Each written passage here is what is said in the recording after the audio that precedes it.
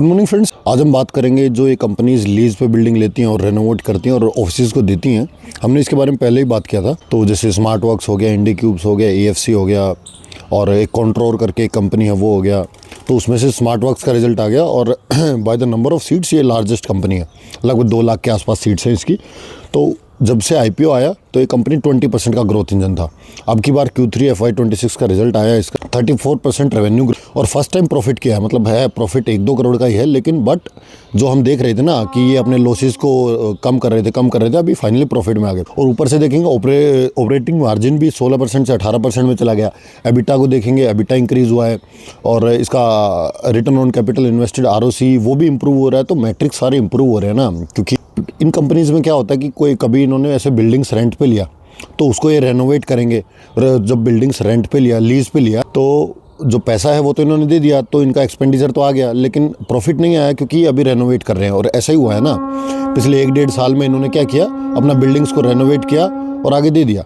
और इस कंपनी में जब हम देखेंगे तो ये लार्जेस्ट कंपनी इस सेक्शन की ऑक्यूपेंसी इन्होंने बना के रखी है लगभग 90% से। अगर इनके पास ऐसे मानो कि 1000 सीट्स हैं उन टोटल बिल्डिंग्स में, तो 900 के ऊपर इनकी मतलब रेंट पे चढ़ी हुई हैं। तो इसका मेन बिजनेस यही है ना, लीज पे लेना है और उसको रेंट पे देना है रेनोवेट करके। तो लैंडलॉर्ड भी खुश है इसमें। लैंडलॉर्ड को क्या मिल रहा है, अपना फिक्स रेंट मिल रहा है 5 साल 10 साल तक, और ऊपर से उसका बिल्डिंग का रिकॉग्निशन भी तो बढ़ रहा है ना। जैसे अगर किसी ने रेनोवेट करके वो गूगल को दे दिया तो गूगल अपना मोटा मोटा लिखेगा गूगल, तो लोगों को पता लगेगा कि ऐसा कोई बिल्डिंग है। तो उसका जो प्राइस है लैंड का वो भी बढ़ रहा है, उसको फिक्स रेंट भी मिल रहा है विद इंक्रीजिंग यील्ड। तो इस बिज़नेस में इसीलिए मैं बोल रहा हूँ कि जब हमने बात किया था कि जो फॉर्चून कंपनीज है, फॉर्चून 500 हो गया, 1000 हो गया, ये कंपनीज इंडिया में आ रही हैं और जो इंडिया के स्टार्टअप्स हैं वो भी तो इंक्रीज़ हो रहे हैं ना। जैसे हम मीशो को देखें, मीशो देखो कितना बड़ा हो गया, और अर्बन कंपनी है, मिंत्रा है। ये मतलब जो इंडिया के स्टार्टअप्स हैं वो भी तो ऐसे मिड कैप और लार्ज कैप की तरफ जा रहे हैं ना। और जब हम देखें तो इस कंपनी का जब इतना बढ़िया रिजल्ट आया तो ये तो सबसे बड़ी कंपनी है। तो इस कंपनी में मैं एक्साइटेड हूँ कि जो इनका छोटा कंपनीज है ना, AFC हो गया, इंडी क्यूब्स हो गया, ऑफिस हो गया, इनका रिजल्ट आएगा। अगर ये इतना बड़ा बेस लेके 2 लाख सीट पे अगर ये 34% की ग्रोथ दिखा सकता है, तो उनके पास तो 40,000, 50,000, 1 लाख तक की सीट है ना, तो उनका तो ज़्यादा ग्रोथ होना चाहिए।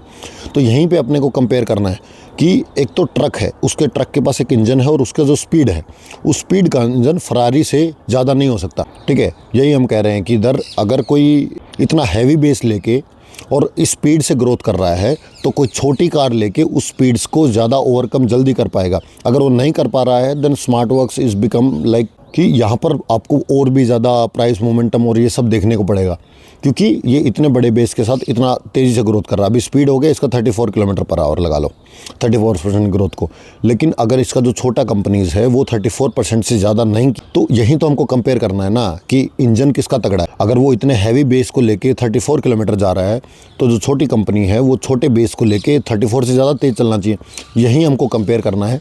और ऑक्यूपेंसी सीट दिखना, ऑक्यूपेंसी सीट से क्या होता है कि जो कंपनीज़ हैं ये पता लगता है कि उन्होंने जो पहले प्रोजेक्ट जो पहले लीज पे लेकर रेंट पे दिया था ना, वो खाली तो नहीं पड़ा है। ऐसे तो नहीं कर रहा है बिल्डिंग की कंपनी की, हाँ भाई लीज पे ले लिया और उस पर रेंट पे चढ़ ही नहीं रहा है इनका, क्योंकि उनका क्वालिटी ऐसा नहीं है। क्योंकि जो बाहर से कंपनीज आएगा वो खुद तो ऑफिस बनाएगा नहीं, वो बोलेगा इन कंपनीज़ को कि हमको भाई ऐसा 1000, 2000 या 10,000 लोगों के लिए बैठने के लिए जगह चाहिए जहाँ पर हम अपना ऑफिस खोल सकें। तो ये उस बिल्डिंग में पूरा जिम, स्विमिंग पूल, कैफेटेरिया सब कुछ बना के देंगे। तो यही हम कह रहे हैं कि इन ऑफिस में और इस सेक्शन में बहुत ज़्यादा ग्रोथ है। और इनका अभी कॉल में इन्होंने बोला भी है कि 2 साल तक हमारे पास सप्लाई का कोई इशू नहीं है। तो अभी हम जो बिल्डिंग लेंगे ना वो लिखेंगे FY28 को लेके 2 साल तक हमारे पास जो प्रोजेक्ट है हम उनको कंप्लीट करेंगे। हमारे पास सप्लाई का कोई इशू नहीं है, डिमांड का कोई इशू नहीं। यही आपको कंपेयर करना है। तो thank you guys, this is the update and still waiting for the results of those companies who are lesser in base. बस यही था। Thank you.